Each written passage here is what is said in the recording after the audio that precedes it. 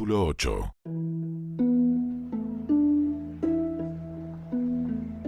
Ese mismo día, el rey Jerjes entregó a la reina Ester las propiedades de Amán, el enemigo de los judíos.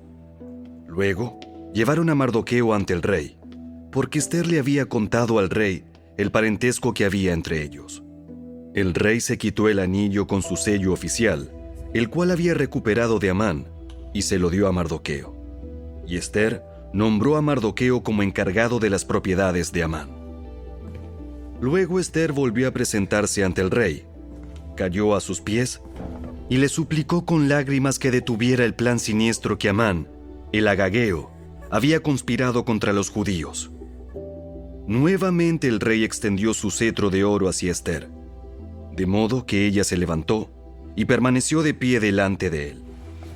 Ester dijo: Si al rey le place y yo he logrado su favor, y si al rey le parece correcto y yo le resulto agradable, que se emita un decreto que anule las órdenes de Amán, hijo de Amedata, el agageo, quien ordenó la destrucción de los judíos en todas las provincias del rey. Pues, ¿cómo podría soportar ver a mi pueblo y a mi familia ser masacrados y destruidos? Entonces el rey Jerjes dijo a la reina Ester y a Mardoqueo, el judío: Le he dado a Ester las propiedades de Amán, a quien atravesaron en un poste porque trató de destruir a los judíos. Ahora envíen un mensaje a los judíos en nombre del rey, que exprese lo que ustedes quieran y séllenlo con el anillo del rey. Sin embargo, recuerden que todo lo que ya se ha escrito en nombre del rey y lo que se ha sellado con su anillo jamás puede ser revocado. Así que, el 25 de junio, reunieron a los secretarios del rey, y se escribió un decreto tal como Mardoqueo lo dictó. Lo enviaron a los judíos y a los funcionarios de más alta posición, a los gobernadores y a los nobles de las 127 provincias, que se extendían desde la India hasta Etiopía. Este decreto se escribió en los propios sistemas de escritura y en los propios idiomas de cada pueblo del imperio, incluido el de los judíos. El decreto se redactó en nombre del rey Jerjes y fue sellado con el anillo del rey. Mardoqueo envió los comunicados por medio de los mensajeros veloces, quienes montaban caballos rápidos, criados especialmente para el servicio del rey. El decreto del rey les daba autoridad a los judíos de todas las ciudades para unirse y defender su vida. Se les permitía matar, masacrar y aniquilar a cualquiera, de cualquier nacionalidad o provincia, que los atacara a ellos o a sus esposas e hijos. También podían apoderarse de los bienes de sus enemigos. El día escogido para llevar a cabo esa acción en todas las provincias del rey Jerjes fue el 7 de marzo del año siguiente.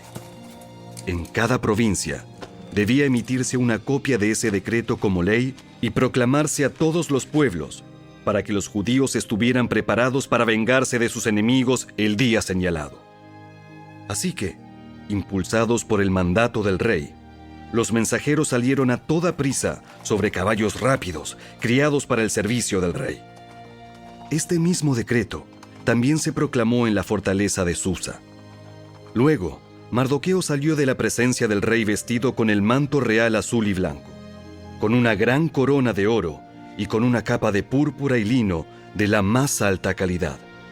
La gente de Susa también celebró el nuevo decreto, y los judíos se llenaron de gozo y alegría y recibieron honra en todas partes. En cada provincia y ciudad, en cada lugar donde llegaba el decreto del rey, los judíos se alegraban mucho, festejaban a lo grande y declararon el día feriado y de celebración.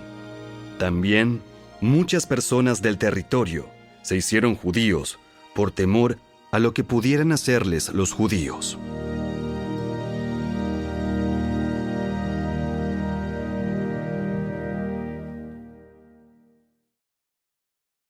Capítulo 9. Así que, el 7 de marzo, los 2 decretos del rey entraron en vigencia. Ese día, los enemigos de los judíos tenían la esperanza de dominarlos, pero ocurrió todo lo contrario. Fueron los judíos quienes dominaron a sus enemigos. Los judíos se reunieron en sus ciudades, en todas las provincias del rey, para atacar a todo el que intentara hacerles daño. Pero nadie pudo hacerles frente porque todos les tenían miedo. Además, todos los nobles de las provincias, los funcionarios de más alta posición, los gobernadores y los funcionarios reales ayudaron a los judíos por temor a Mardoqueo, pues a Mardoqueo lo habían ascendido a un alto cargo en el palacio del rey, y su fama se extendía por todas las provincias a medida que se hacía más y más poderoso. Así que, el día señalado, los judíos hirieron de muerte a sus enemigos a filo de espada.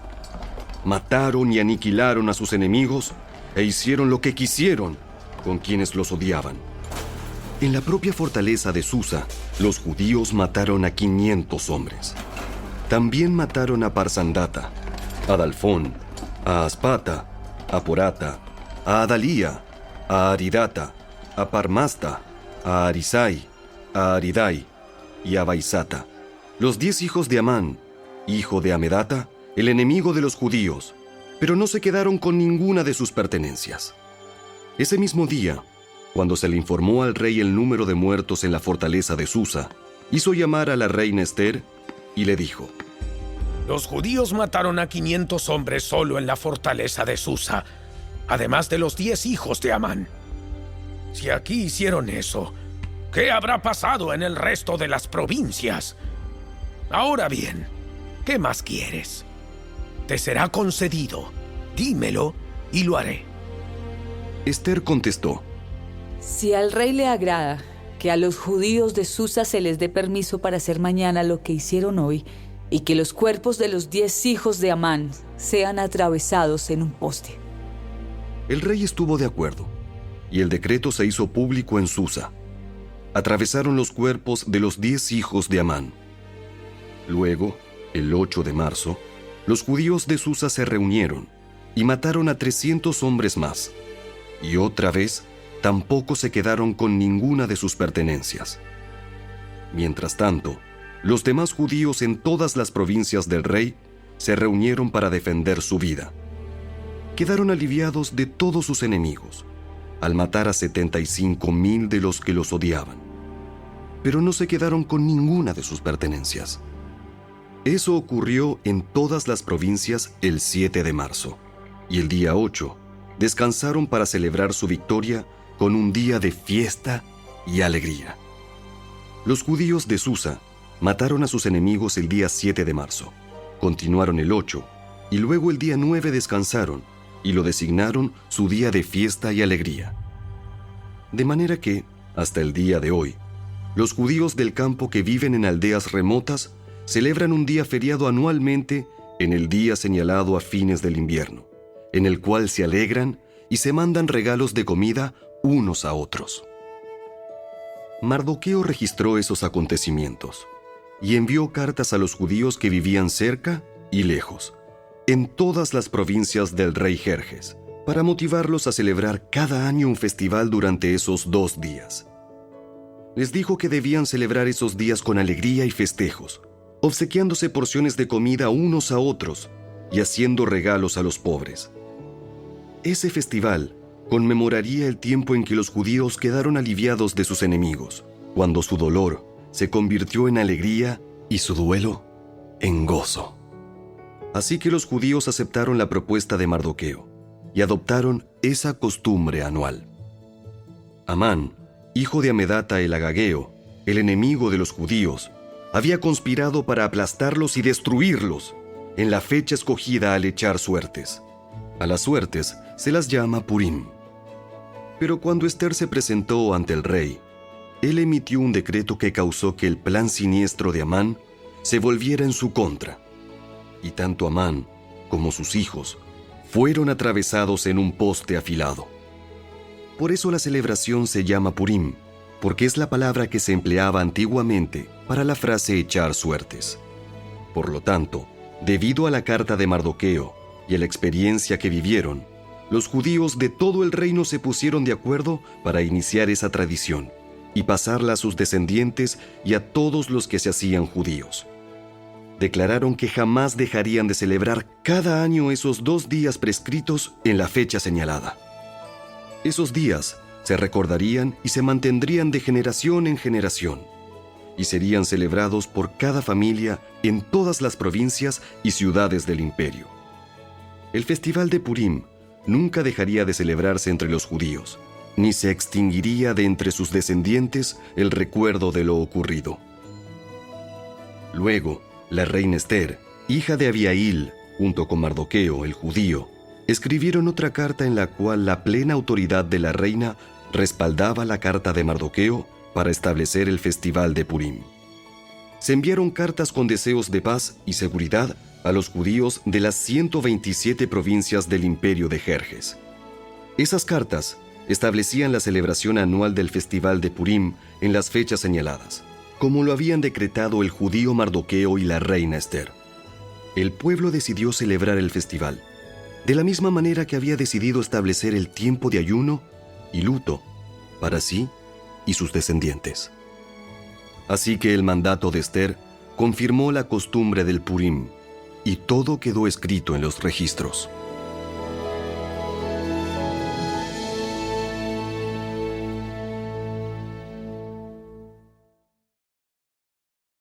Capítulo 10.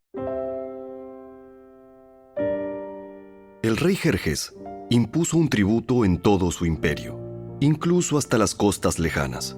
Sus grandes logros y el relato completo de la grandeza de Mardoqueo, a quien el rey había ascendido, están registrados en el libro de la historia de los reyes de Media y Persia. Mardoqueo, el judío, llegó a ser primer ministro, segundo en mando después del propio rey Jerjes. Fue un hombre muy importante entre los judíos, de gran estima ante ellos, porque siguió actuando a favor de su pueblo y defendiendo el bienestar de todos sus descendientes.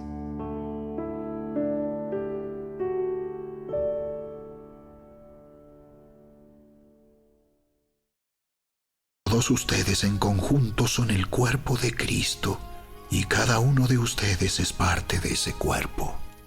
A continuación, hay algunas de las partes que Dios ha designado para la iglesia. En primer lugar, los apóstoles. En segundo lugar, los profetas. En tercer lugar, los maestros. Luego, los que hacen milagros, los que tienen el don de sanidad, los que pueden ayudar a otros, los que tienen el don de liderazgo, los que hablan en idiomas desconocidos. ¿Acaso somos todos apóstoles? ¿Somos todos profetas? ¿Somos todos maestros? ¿Tenemos todos el poder de hacer milagros? ¿Tenemos todos el don de sanidad? ¿Tenemos todos la capacidad de hablar en idiomas desconocidos? ¿Tenemos todos la capacidad de interpretar idiomas desconocidos? Por supuesto que no. Por lo tanto, ustedes deberían desear encarecidamente los dones que son de más ayuda. Pero ahora déjenme mostrarles una manera de vida que supera a todas las demás.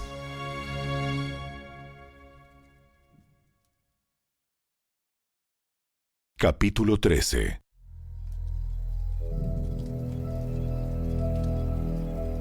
Si pudiera hablar todos los idiomas del mundo y de los ángeles, pero no amar a los demás, yo solo sería un metal ruidoso o un címbalo que resuena.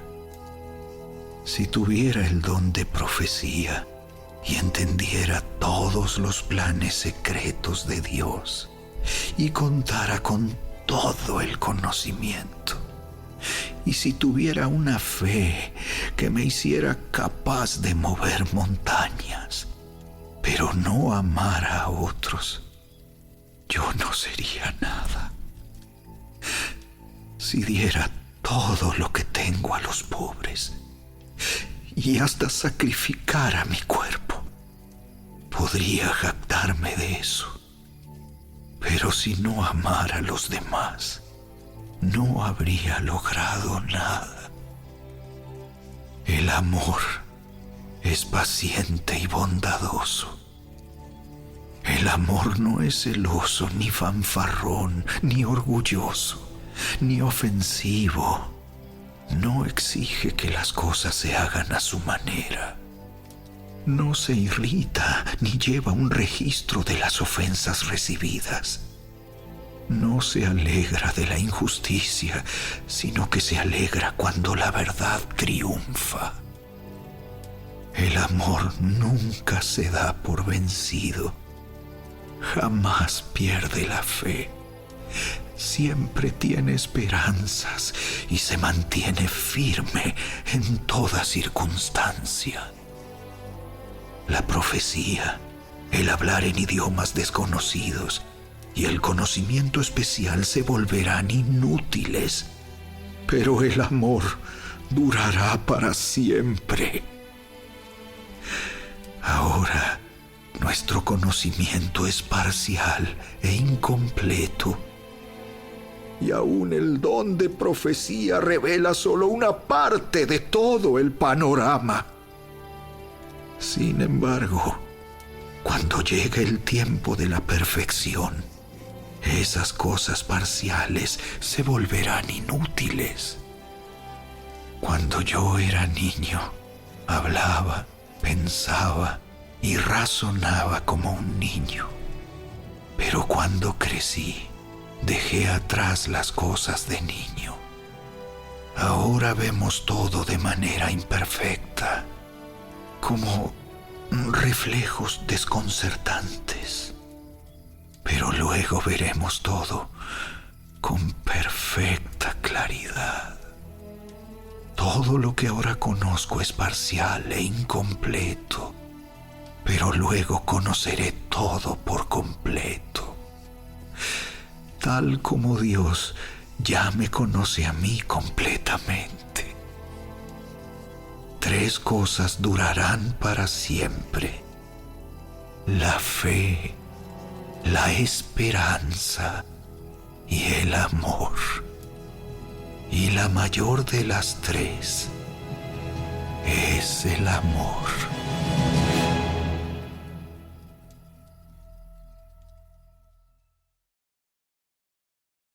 Salmo 37.